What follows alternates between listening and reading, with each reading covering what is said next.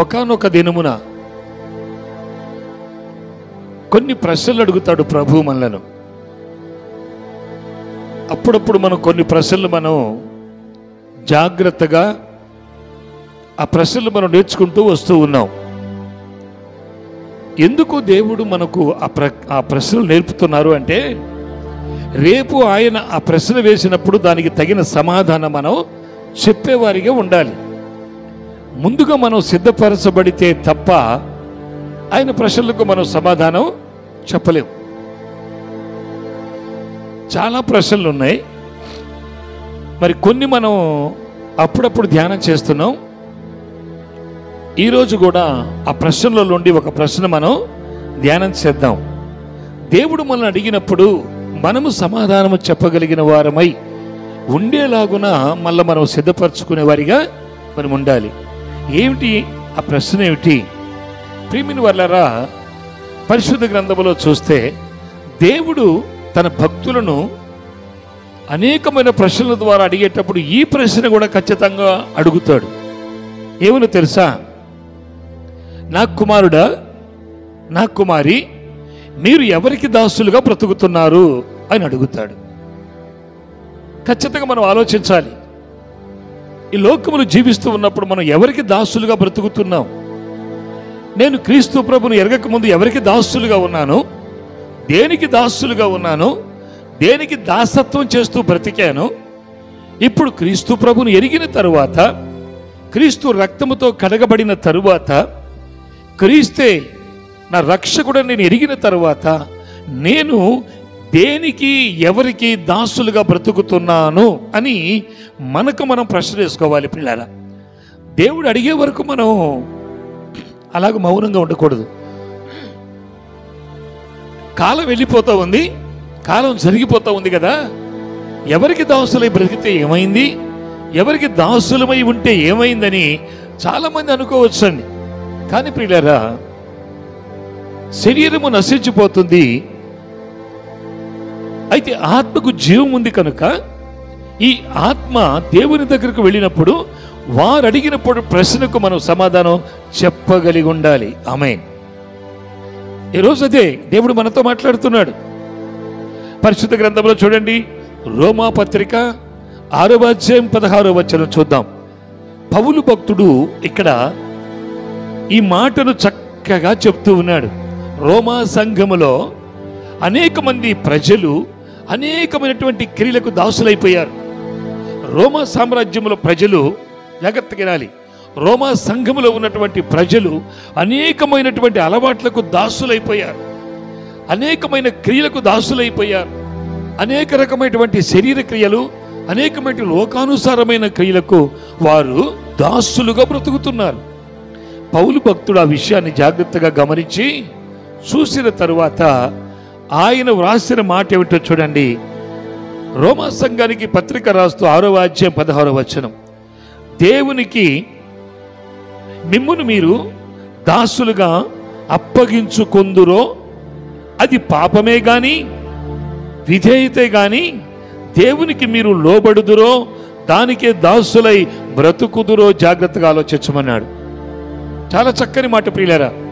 దాని అర్థం ఏమిటంటే, మీరు దేవునికి దాసులుగా బ్రతుకుతున్నారా, దేవుని విశ్వాసులుగా బ్రతుకుతున్నారా, దేవుని కుమార్తెలుగా బ్రతుకుతున్నారా, దేవుని కుమారులుగా బ్రతుకుతున్నారా, లేకపోతే లోకానుసారమైనటువంటి క్రియలకు దాసులైపోయారా, మాటలకు దాసులైపోయారా, సాతాను ఆలోచనలకు దాసులైపోయారా, సాతాను క్రియలకు దాసులైపోయారా? దేవుడు ప్రశ్నిస్తున్నాడు. ప్రియమైన వాళ్ళారా, పౌలు భక్తుడు చెప్పినటువంటి మాటను బట్టి చూస్తే పరిశుద్ధ గ్రంథములోనే ఒక కుటుంబాన్ని చూద్దాం. ఆయన అడుగుతున్న మాట, ఎవరికి దాసులుగా ఉన్నారు మీరు? మంచికి దాసులుగా ఉన్నారా, చెడుకు దాసులుగా ఉన్నారా, పాపానికి దాసులుగా ఉన్నారా, అవిధేయతకు దాసులుగా ఉన్నారా, విధేయతకు దాసులుగా ఉన్నారా, నీతికి దాసులుగా ఉన్నారా, అవినీతికి దాసులుగా ఉన్నారా, క్రమానికి దాసులుగా ఉన్నారా, అక్రమానికి దాసులుగా ఉన్నారా? దేనికి మీరు దాసులుగా ఉన్నారు? ఈరోజు మనం ప్రశ్నించుకోవాలి.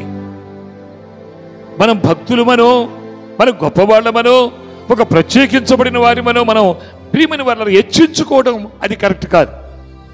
నేను దేనికి దాసుడై బ్రతుకుతున్నాను? నా ప్రభువుకి దాసుడయ్యానా? దేవుని వాక్యానికి దాసులుగా బ్రతుకుతున్నానా? నా ప్రభు చెప్పిన క్రమానికి లోబడి బ్రతుకుతున్నానా? నా ప్రభు అప్పగించిన నీతికి దాసురాలనై బ్రతుకుతున్నానా? ఇది కేవలం మనం ఆలోచించాల్సి వచ్చినట్టు ప్రాముఖ్యమైన విషయం. స్తోత్రం చెప్దామండి. హల్లెలూయా. అయితే ప్రియులారా, లూకాసు వార్త 15వ అధ్యాయము 11 నుండి 18 వరకు ఒక కుటుంబాన్ని గురించి ఇక్కడ జాగ్రత్తగా ఆలోచిద్దాం. ఆ కుటుంబంలో తండ్రి దేవునికి లోబడిన వాడు, దేవునికి దాసుడుగా బ్రతుకుతున్నాడు, క్రమశిక్షణకు దాసుడుగా బ్రతుకుతున్నాడు, క్రమానికి దాసుడుగా బ్రతుకుతున్నాడు, వినయ విధేయతలకు దాసుడుగా బ్రతుకుతున్నాడు ఆ తండ్రి. ఆ తండ్రికి 2 కుమారులు ఉన్నారు. పెద్ద కుమారుడు, చిన్న కుమారుడు. వారి పేర్లు ఇక్కడ వివరించలేదు కానీ ప్రియులారా, పెద్ద కుమారుడు, చిన్న కుమారుడు. తండ్రి వారిద్దరిని కూడా ఒకే ప్రేమతో పెంచాడు. జాగ్రత్తగా గమనించాలి. దేవుడు కూడా ఈ లోకములో ఉన్న ప్రతి భక్తులని, ప్రతి ప్రజలను ఒకే రకంగా ప్రేమతో పెంచుతూ ఉంటాడు, నడిపిస్తూ ఉంటాడు. కానీ లోకములో ఉన్నటువంటి మనుషులు అది గమనించాలి. నా తండ్రి ఎన్ని కష్టాలు పడుతున్నాడు, నా తండ్రి నిజంగా ఎంత ఇబ్బంది పడ్డాడు, నా తండ్రి ఎంత కన్నీరు గారుస్తున్నాడు ఈ కుటుంబం కోసం, నా తండ్రి ఎంత వేదన పడుతున్నాడు ఈ కుటుంబం కోసం అని ఆలోచన కలిగిన పిల్లలుగా ఖచ్చితంగా ఆ కుటుంబంలో వారు ఉండాలి. కానీ పిల్లారా, ఆ 2 పెద్ద కుమారుడు, చిన్న కుమారుడు తండ్రి దగ్గర పెరుగుతూ ఉన్నప్పుడు పెద్ద కుమారుడికి తండ్రి కొన్ని పనులు అప్పగించాడు. కుమారుడా, నువ్వు లేచి తోట పని, పొలం పని ఇవన్నీ చూసుకుంటూ జాగ్రత్తగా నువ్వు జీవించాలి అని చెప్పాడు. ఆ మాటకు పెద్ద కుమారుడు లోబడిన వాడై, జాగ్రత్తగా వినాలి, తండ్రికి దాసుడై, తండ్రి మాటకు దాసుడై, దేవునికి దాసుడై, దేవుని విధేయతకు దాసుడై, కట్టుబాటు కలిగి, క్రమం కలిగి, తండ్రిని అనుసరిస్తూ తండ్రి మాట వింటూ నడుస్తున్నాడు. ఇక 2వ కుమారుడు ఉన్నాడు. ప్రేమిని వల్లరా, 11వ వచనం దగ్గరకు వెళితే అక్కడ దేవుని వాక్యం రాయబడినటువంటి మాటను మనం చూస్తాం. ఒక మనుషుడికి 2 కుమారులు ఉండిరి. వారిలో చిన్నవాడు, తండ్రి ఆస్తిలో నాకు వచ్చు భాగమిమ్మని తన తండ్రిని అడుగగా అతడు వారికి తన ఆస్తిని పంచి పెట్టాను. జాగ్రత్తగా వినాలండి, జాగ్రత్తగా వినాలి. తండ్రి స్వాస్థ్యాన్ని, ఆస్తిని పంచుకున్నారు. అక్కడ చిన్న కుమారుడికి మాత్రమే పంచివ్వలేదండి. మనం జాగ్రత్తగా వాక్యాన్ని ఇక్కడ గమనించాలి. అయితే వారికి పంచి ఇచ్చెను అని వ్రాయబడి ఉంటుంది. తర్వాత మీరు చదువుకోండి. అక్కడ అతడు వారికి తన ఆస్తిని పంచిపెట్టాడు. 2కి పంచిపెట్టాడు. కానీ ప్రియులారా, తండ్రి దగ్గర కనిపెట్టుకొని ఉన్నాడు పెద్ద కుమారుడు. తండ్రి మాటకు విధేయుడయ్యాడు పెద్ద కుమారుడు. తండ్రి ఇల్లు విడిచిపెట్టి వేరొక ఇంటిలోనికి వెళ్ళలేదు పెద్ద కుమారుడు. తండ్రిని కాదని, తండ్రి మాట కాదని జీవించలేదు పెద్ద కుమారుడు. తండ్రి ఏది చెబితే అది తూచే తప్పకుండా జాగ్రత్త కలిగి ఎదుగుతూ చెప్పిన ప్రతి పని చేసుకుంటూ ఆశీర్వదింపబడుతున్నాడు. స్తోత్రం. మరి చిన్న కుమారుడు ఎలాగున్నాడు? అతను కూడా ఆస్తి పంచుకున్నాడు, ఆస్తినంతా సమకూర్చుకున్నాడు. ఈ పెద్ద కుమారుడు ఎవరికి దాసుడుగా ఉన్నాడు మనం ఆలోచించాలి. తండ్రికి దాసుడుగా ఉన్నాడు, దేవునికి దాసుడుగా ఉన్నాడు. తర్వాత తన ప్రతి అలవాట్లకు దేవుని భయముతో ఖచ్చితంగా దాసుడై తండ్రికి బ్రతుకుతూ ఉన్నాడు. స్తోత్రం.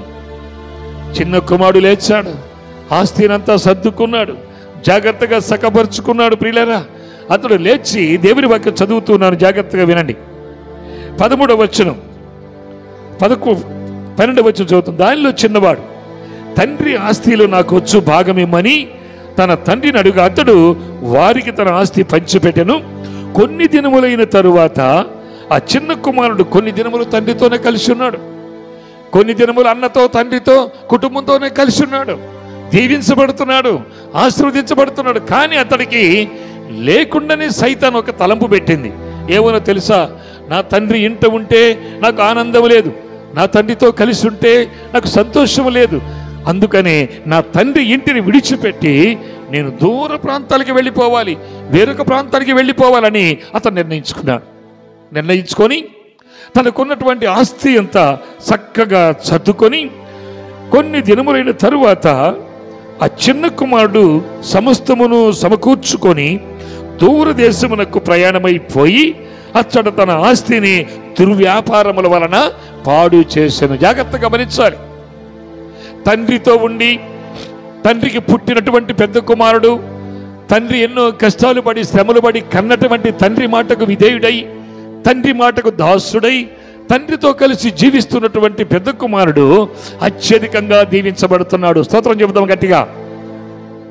చిన్న కుమారుడు స్నేహితుల మాటలు విన్నాడు, చెడ్డవారి మాటలు విన్నాడు, చెడ్డ ఆలోచనలు కలిగి ఉన్నాడు, చెడు తలంపులు కలిగి ఉన్నాడు, చెడ్డ క్రియలకు అలవాటు పడిపోయినటువంటి చిన్న కుమారుడు ఆస్తినంతా సమకూర్చుకొని తండ్రిని విడిచిపెట్టడానికి ప్రయత్నం చేశాడు.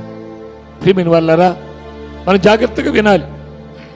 అతడు సమకూర్చుకొని ఆస్తినంతా తీసుకొని దూర ప్రాంతానికి వెళ్ళిపోయాడు. తండ్రి ఇంటిని విడిచిపెట్టాడు, తండ్రిని విడిచిపెట్టాడు, తండ్రి ప్రేమను విడిచిపెట్టాడు, తండ్రి పడిన కష్టాలను కూడా మర్చిపోయాడు, తండ్రి పడినటువంటి వ్యాధులు మర్చిపోయాడు, తండ్రి పడిన బాధ మర్చిపోయాడు. చిట్ట చివరకు ఆస్తిని సమకూర్చుకొని దూర ప్రాంతానికి వెళ్ళిపోయాడు. ఇక్కడ మనం గమనిస్తే పిల్లరా, అతడు దేనికి దాసులైనాడు? అక్కడ వ్రాయబడిన మాట అండి. అతడు దూర ప్రాంతాలకు వెళ్ళిపోయి అక్కడ ఒక చక్కని మాట అండి, దుర్వ్యాపారమునకు పాడు చేసెను అని వ్రాయబడింది. అంటే దేనికి దాసుడైనాడు ఆయన? దుర్వ్యాపారానికి, దురలవాట్లకు. జాగ్రత్త గమనించండి. దుర ఆలోచనలకు, దుష్ట తలంపులకు, దుష్ట స్నేహితులకు అతను లోనైపోయాడు. ప్రియులారా, దాసుడైపోయాడు. తండ్రి ఎంత చెప్పినా వినడం లేదు, కన్నీరు కార్చినా వినడం లేదు, బాధపడుతున్నా లెక్క చేయలేదు, వేదన పడుతున్నా లెక్క చేయలేదు. ప్రియులారా, అయితే పెద్ద కుమారుడు గమనించుకున్నాడు. నా తండ్రితో నేనుంటే, నా తండ్రి దగ్గర నేనుంటే, నా తండ్రితో నేను కలిసి ఉంటే నేను దీవించబడతాను అనుకున్నాడు. స్తోత్రం.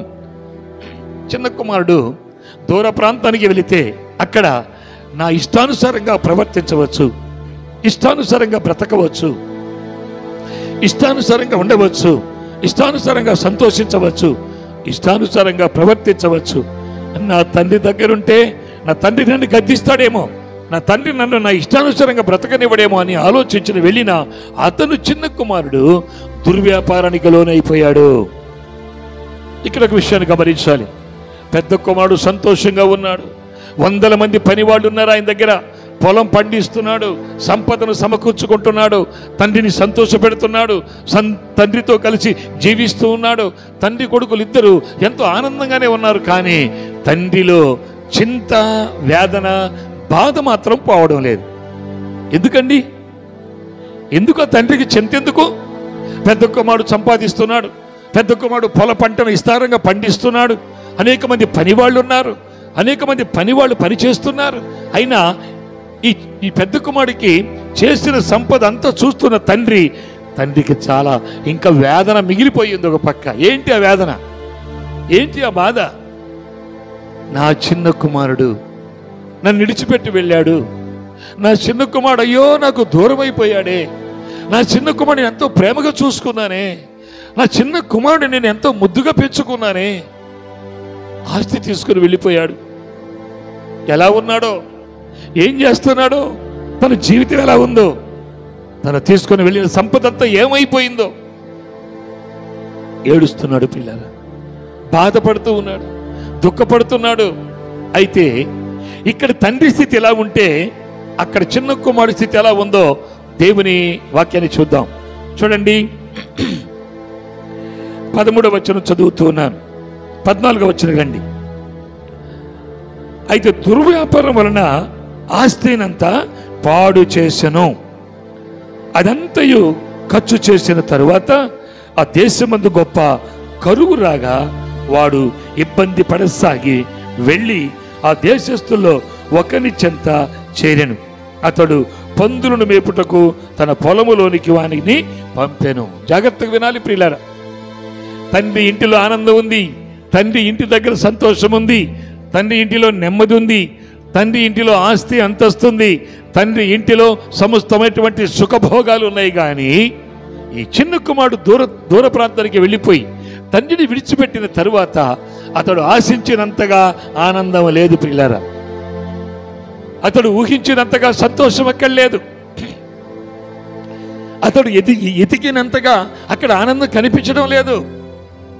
ఏదో పాపం వెళ్ళాడే తప్ప అక్కడికి వెళ్ళిన దగ్గర నుండి దుర్వ్యాపారం వల్ల, దుష్ట స్నేహితుల వల్ల, వారి ఆలోచనలు బట్టి ఆయన ఎప్పుడైతే తండ్రిని విడిచిపెట్టాడో తన జీవితంలో గొప్ప భయంకరమైనటువంటి శోధన ప్రారంభమైంది. పిల్లరా,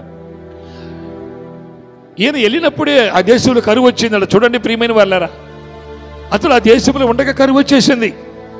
అంతకుముందు పాపం ఆ దేశం బాగానే ఉంది, అంతకుముందు ఆ దేశం సంతోషంగానే ఉంది, అంతకుముందు ఆ దేశంలో పంటలు ఉన్నాయి, విస్తారంగా అందరూ ఆశీర్వాదకరంగానే ఉన్నారు. కానీ ఇతను వెళ్ళిన తరువాత అక్కడ ఏమైపోయిందండి? పంటలు లేవు, తిండి లేదు, భోజన పదార్థాలు లేవు. ఆ ఉన్న ఆస్తి అంతా అందరి అయిపోతూ ఉంటే ఇతని దగ్గర ఉన్నటువంటి ఆస్తి అంతా ఖర్చు అయిపోయింది. చెట్టు చివరకు ఎవరైనా కొంచెం భోజనం పెడతారేమని ఆశపడుతున్నాడు. ఎవరైనా కొంచెం పిలిచి కొంచెం కొంచెం మరి నెమ్మది కలిగి జీవించడానికి చేర్చుకుంటారేమో ఆశపడుతున్నాడు. ఎవరు అతన్ని చేర్చుకునేవారు లేరు, ఎవరు భోజనం పెట్టేవాళ్ళు లేరు, ఎవరు వస్త్రం ఇచ్చేవాళ్ళు లేరు, ఎవరు అతన్ని సంతోష పెట్టేవారు తన జీవితంలో కనబడడం లేదు. ప్రియులారా, చాలా జాగ్రత్తగా రాలి. తండ్రి ఎక్కడ దుఃఖపడుతున్నాడు, అయ్యో నా కుమారుడు నన్ను విడిచిపెట్టి వెళ్ళాడు కదా, ఎక్కడున్నాడో, ఏం చేస్తున్నాడో, ఎంత బాధపడుతున్నాడో అని ఆయన ఏడుస్తుంటే ఇతను వెళ్ళిపోయినటువంటి ఆ ఊపులో, మొట్టమొదటిగా వెళ్ళిన ఊపులో ఉన్న సంతోషం తర్వాత లేదు అతనికి. కారణం ఏంటి? కరువు వచ్చేసింది. ఇతడేమో అన్నిటికీ దాసుడైపోయాడు, పాపానికి దాసుడయ్యాడు, దుర్వ్యాపారానికి దాసుడైపోయాడు, చెడ్డ మాటలకు దాసుడైపోయాడు, చెడ్డ లక్షణాలకు దాసుడైపోయాడు, చెడ్డ క్రియలకు కూడా దాసుడైపోయాడు. అతను మంచివాడే, మొట్టమొదట చాలా మంచివాడు, తండ్రి దగ్గర చాలా జాగ్రత్తగా ఎదిగాడు. రాను రాను చెడ్డ స్నేహితులను బట్టి అతడి జీవితమే మారిపోయింది. ప్రియులారా, అతడి నడవడి మారిపోయింది, అతడి ప్రవర్తన మారిపోయింది, అతడి మాటలు మారిపోయాయి, అతడి తీరు మారిపోయింది. తండ్రి బాధపడుతున్నాడు. ఇక్కడ పెద్ద కుమారుడేమో ఆనందంగా జీవిస్తున్నాడు, చిన్న కుమారుడేమో దుఃఖాల పాలైపోయి ఉన్నాడు. ఒకరోజు ప్రియమైన వాళ్ళ ఆకలి అవుతూ ఉంటే ఒక ధనవంతుని దగ్గరికి వెళ్ళాడు. బాబు, అయ్యా, నేను నీ దగ్గర పని చేస్తాను, నాకు ఏం అవసరం లేదు, కొంచెం భోజనం పెడితే చాలు, నేను నీ దగ్గర పని చేస్తానయ్యా అంటే అతడు పందులు మేపడానికి పొలంలోనికి పంపినట్లు మనం చదువుకున్నామండి. అక్కడేమని వ్రాయబడిందో చూడండి. పందులను మేపుటకు తన పొలములోనికి వానిని పంపెను. వాడు పందులు తిను పొట్టుతో తన కడుపు నింపుకొని ఆశపడెను. జాగ్రత్తగా గమనించాలండి. కనీసం ఆ పందులు తింటున్నటువంటి పొట్టన్న అటు ఇటు చూసి ఒక పిడికిడన్నా తిని నా కడుపు నింపుకోవాలని ఆశపడ్డాడు. యజమానిది చూశాడు. ప్రియులారా, చూశారా? దేవునికి దాసులుగా ఉండకపోతే, నీతికి దాసులుగా ఉండకపోతే, పరిశుద్ధతకు దాసులుగా ఉండకపోతే, పవిత్రతకు దాసులుగా ఉండకపోతే, ప్రియమైన వాళ్ళారా, సాతాను అతని మార్గములో, అతని ఆలోచన ప్రకారంగా దాసులుగా చేసుకుంటాడు. వాడు చిన్న కుమారుడు దాసులుగా చేసుకున్నాడు. చివరికి తన జీవితం అంతా పతనమైపోయి పందుల పొట్టు కోసము దగ్గరికి వెళ్ళి ఆ పందుల పొట్టు తినడానికి ఆశపడ్డాడు. కానీ దానికి కూడా యజమానుడు ఒప్పుకోలేదంట. దేవుని వాక్యం సెలవిస్తుంది చూడండి. ఆశపడును గాని ఎవ్వడును వానికి ఏమీ ఇయ్యలేదు. చూసారా? అంతవరకు కనిపెట్టుకున్నాడు, ఎదురు చూశాడు. ఏంటి ఇంతకాలం వీడు ఎందుకు ఉండాలి? ఆస్తి పోయినప్పుడు వెళ్ళిపోవచ్చుగా తండ్రి దగ్గరికి, ఆ బాధ కలిగినప్పుడు వెళ్ళిపోవచ్చు కదా, ఆలోచన వచ్చింది. కానీ వెళ్ళడానికి ఇష్టపడలేదంటే తను తండ్రి దగ్గరికి వెళ్ళడానికి ఇష్టపడలేదు. మొహమాటం అడ్డం వస్తుంది, మోమాటం అడ్డం వస్తుంది. నేను వెళ్తే నా తండ్రి ఎక్కడ నా మీద ఇసుకుపడతాడేమో, బాధపడతాడేమో అని ఇతను అనుకుంటున్నాడు. కానీ ప్రియులారా, అక్కడ తండ్రి దారిలో నిలబడి చూస్తున్నాడు. దేవుని స్తోత్రం చెప్పండి. నా కుమారుడు ఎప్పుడు వస్తాడు? నా తప్పిపోయిన కుమారుడు, నా దగ్గర ఉన్నప్పుడు ఆనందంగా ఉన్న నా కుమారుడు, నా దగ్గర ఉన్నప్పుడు నెమ్మది కలిగి ఉన్న నా కుమారుడు ఎప్పుడు వస్తాడు?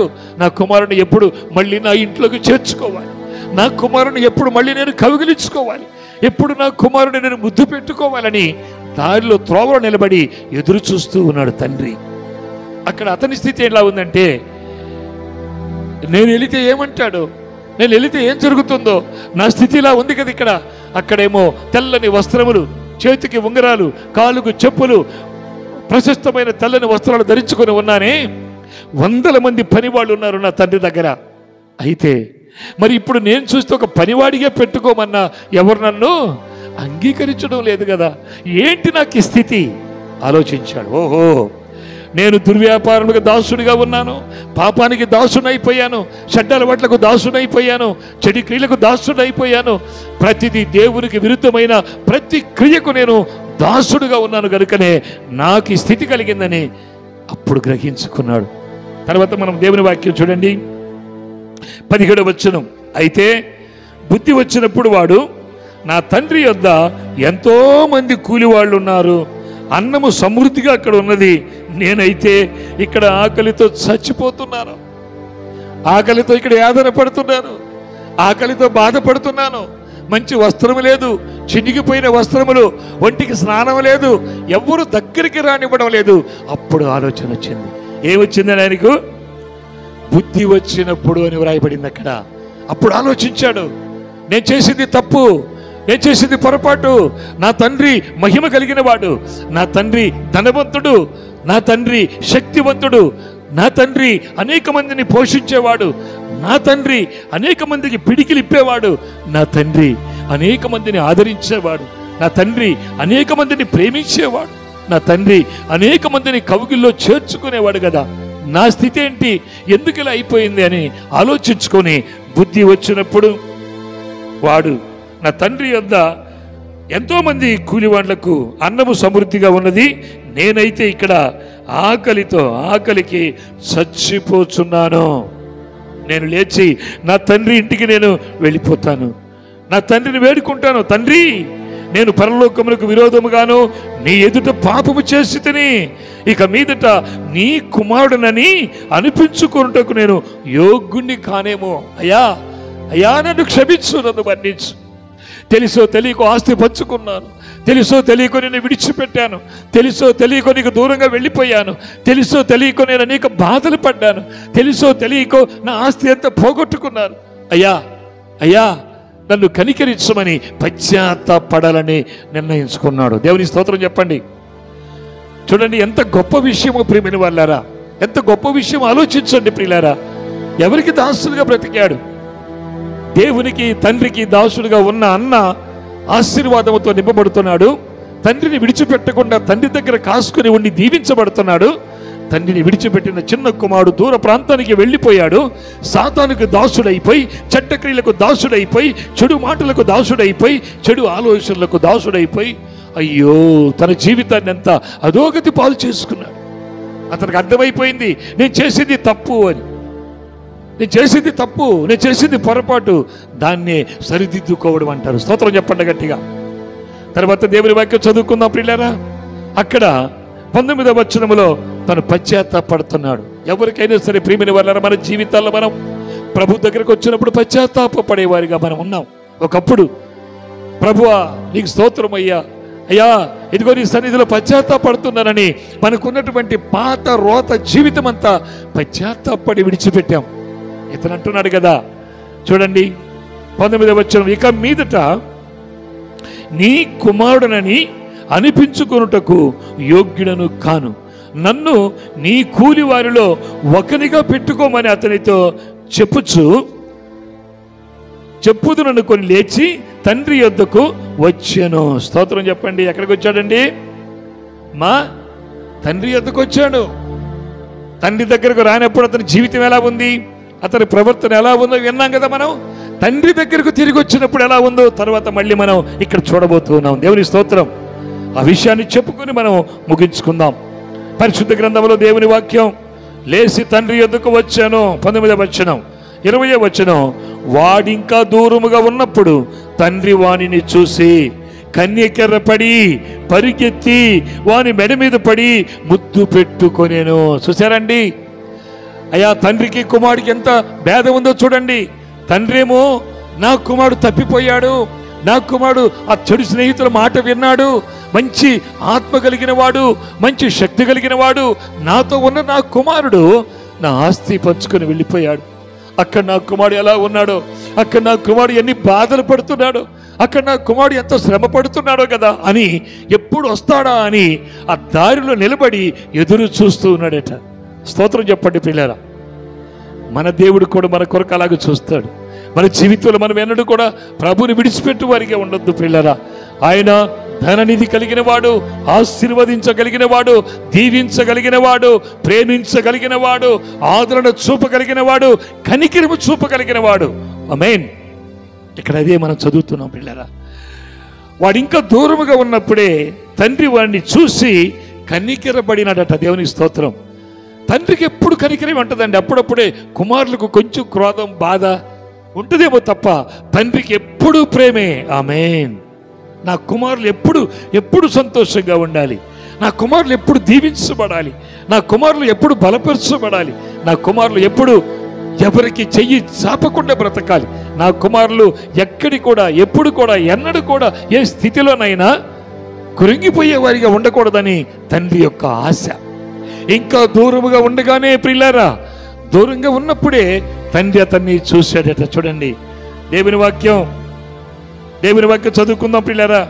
అతడు కనికరపడి పరిగెత్తి వాని మెడ మీద పడి ముద్దు పెట్టుకొనేను. దేవుని స్తోత్రం. అమ్మా, ఎంత ప్రేమ ఉంది బాబు, ఆలోచిస్తున్నావా? దేవునికి ఎంత ప్రేమ ఉందో తెలుసా? ఎంత బలమైనటువంటి ప్రేమ కలిగిన వాడో తెలుసా మన దేవుడు?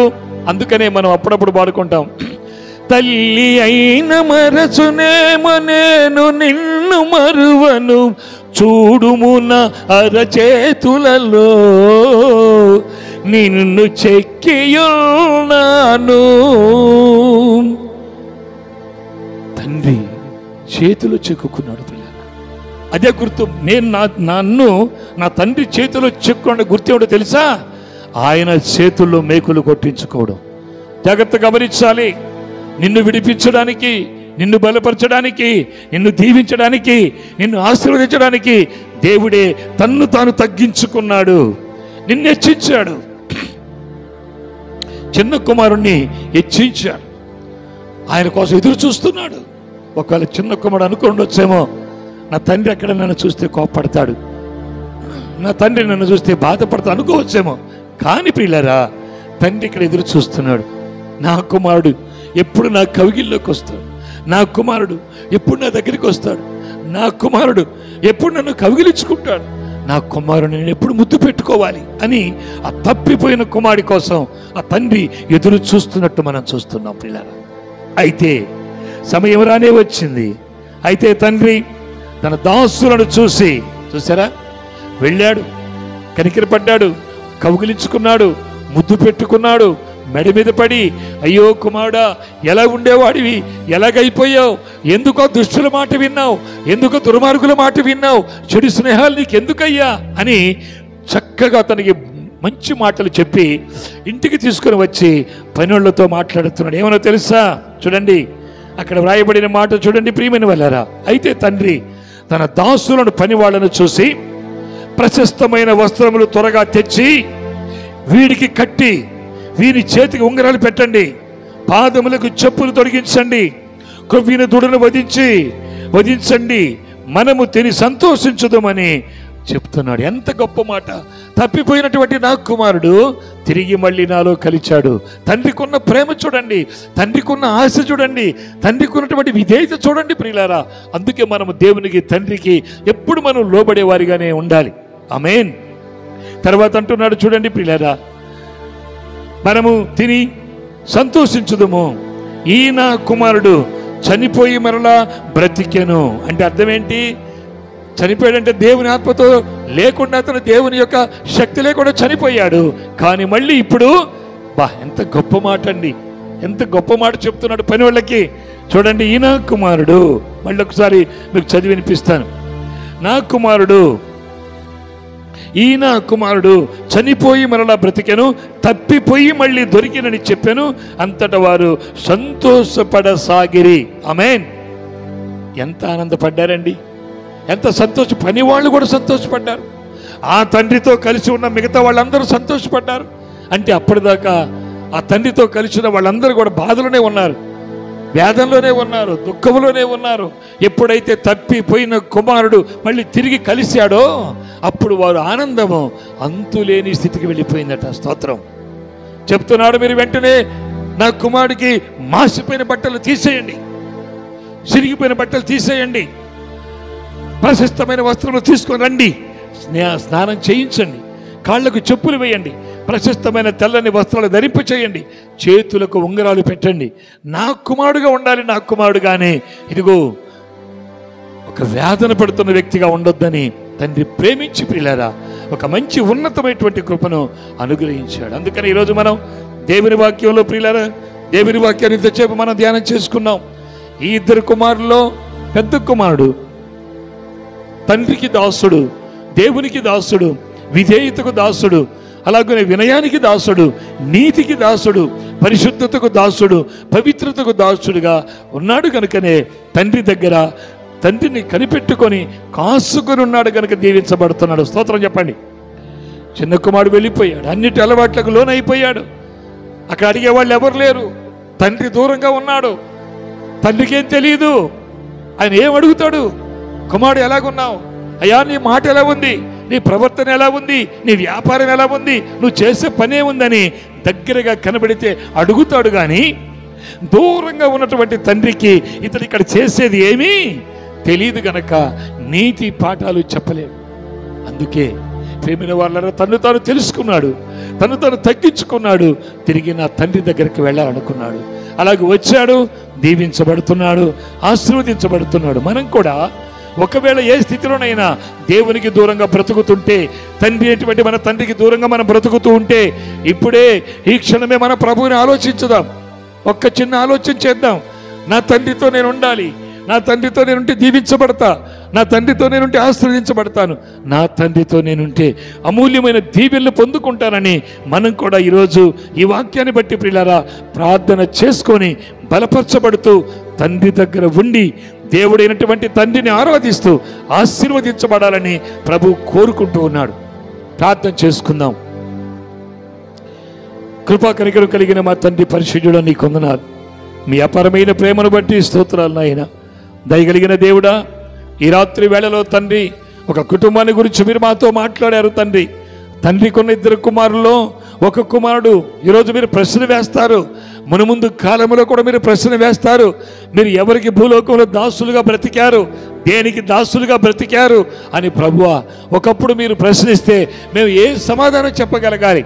ప్రభువా, నేను నీతోనే నీకు దాసులమయ్యా, నీతికి దాసులం, పవిత్రతకు దాసులం, పరిశుద్ధతకు దాసులం ప్రభు అని మనం చెప్పగలిగిన ధైర్యం వల్ల ఉండాలి. కనుకనే ఈ రాత్రి దేవుడు మనతో మాట్లాడిన మాట, ఆ కుటుంబంలో ఉన్న పెద్ద కుమారుడు లాగా ఆ చిన్న కుమారుడు కూడా దేవుని ఉన్నతమైన ప్రేమను బట్టి తండ్రితో కలిసి జీవిస్తే ఆ పెద్ద కుమారుడు పొందుకున్న దీవెన ఆశీర్వాదములు చిన్న కుమారుడు కూడా పొందుకునేవాడు.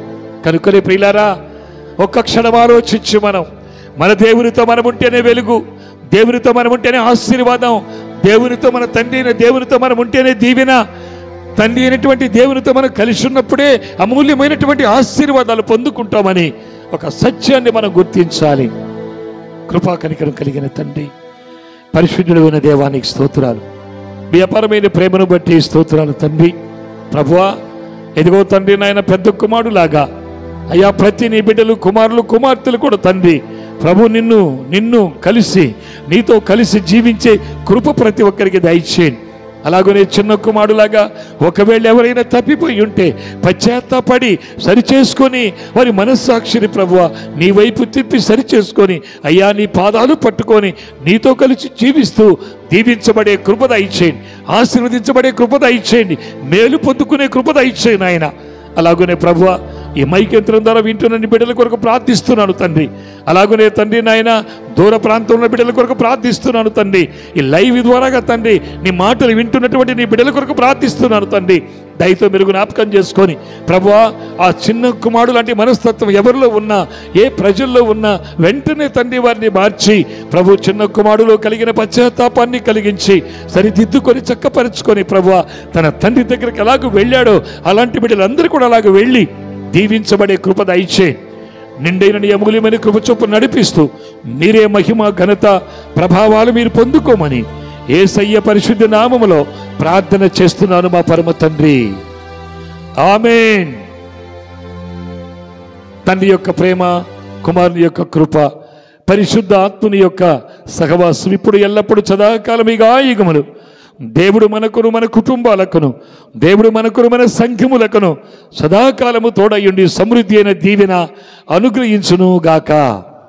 ఆమేన్.